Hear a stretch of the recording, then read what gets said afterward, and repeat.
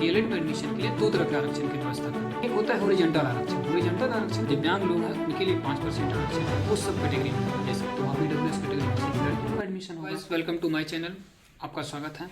देखिए कुछ लोगों का हमारे वीडियो पे एक क्वेरी आ रहा था कि क्या भैया ये जो डीएलएड में हम एडमिशन लेना चाह रहे हैं तो डीएलएड कॉलेज का क्या वहाँ पे लड़कियों के लिए अलग से सीट आरक्षित होती है, लड़कों के लिए सीट अलग से आरक्षित होती है? तो देखिए इसके लिए मैं आप लोगों को बताना चाहूँगा कि बिहार गवर्नमेंट ने दो तरह के डीएलएड में एडमिशन के लिए दो तरह के आरक्षण की व्यवस्था कर रखी है। एक तो वर्टिकल आरक्षण होती है। वर्टिकल आरक्षण के अंतर्गत वो आरक्षण होता है जो कि गवर्नमेंट से आपको मिलती है। जैसे ईडब्ल्यूएस कैटेगरी वालों को 10% सीट मिलती है, फिर आपको एससी कैटेगरी वालों को 20% सीट मिलती है, फिर ईडीबीसी वाले जो भी हैं उनकी अपनी कैटेगरी 12% की जो सीट होती है वो होती है, फिर जो अत्यंत पिछड़े वर्ग की महिला होती है उसके लिए 3% सीट होती है, वो जो वर्टिकल होता है। और एक होता है हॉरिजॉन्टल आरक्षण। हॉरिजॉन्टल आरक्षण में वो आरक्षण आती है जो कि किसी सबके अंदर में वो लागू होता है। जैसे कि 5% जो आता है डिसेबिलिटी पर्सन के लिए, अर्थात तो जो दिव्यांग लोग हैं उनके लिए 5% आरक्षण है, वो सब कैटेगरी में रहता है। जैसे वो जनरल का जो सीट है उसमें भी वो चीज़ें रहती हैं। और जो फ्रीडम फाइटर के लिए अभी लेटेस्ट में 2% जो आरक्षण है वो आता है आपका हॉरिजॉन्टल आरक्षण के अंतर्गत आता है।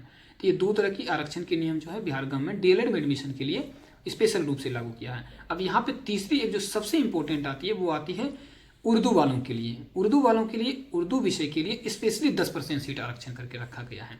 तो देखिए ऐसे अगर इसको हम समझना चाहते हैं तो एक उदाहरण से समझते हैं। जैसे मान चलिए आप किसी एक डाइट कॉलेज में डाले हुए या किसी पीटीसी या किसी भी कॉलेज में डाले हुए हैं, वहाँ 100 सीट है। अगर आप डाइट में डाले हुए हैं, डाइट में 100 सीट है तो 100 सीट में से 50 सीट साइंस वालों के लिए रिजर्व होगा और 50 सीट आर्ट्स वालों के लिए रिजर्व होगा।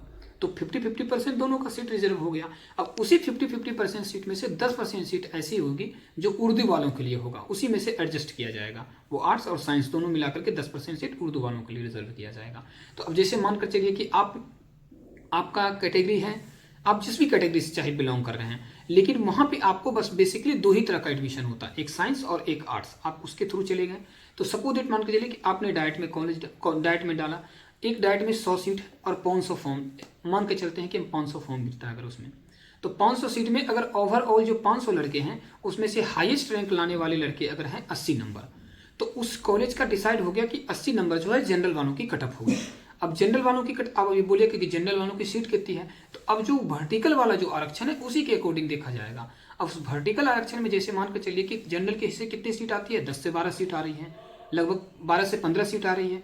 तो उस 12 से 15 सीट में अब 12 से 15 सीट में 80 नंबर लाने वाले अगर सिर्फ लड़के ही होंगे, मान के चलिए कि 80 नंबर कटअप जाता और 80 का नंबर कटअप में सिर्फ लड़के ही आ रहे हैं, तो वहाँ पे सिर्फ लड़कों को ये सीट मिलेगी, वो लड़कियों को नहीं मिलेगी।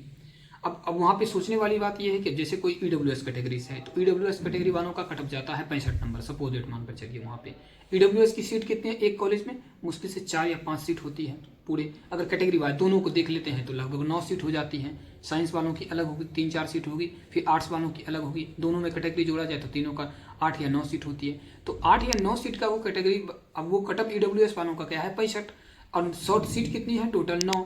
अब उस 65 नंबर लाने वालों में से जो फॉर्म वहाँ पे गिराया हुआ है वो हो सकता है कि 65-66 नंबर लाने वाले सिर्फ लड़कियां ही होगी, तो वहाँ पे ईडब्ल्यूएस कैटेगरी में सिर्फ लड़कियों का एडमिशन होगा।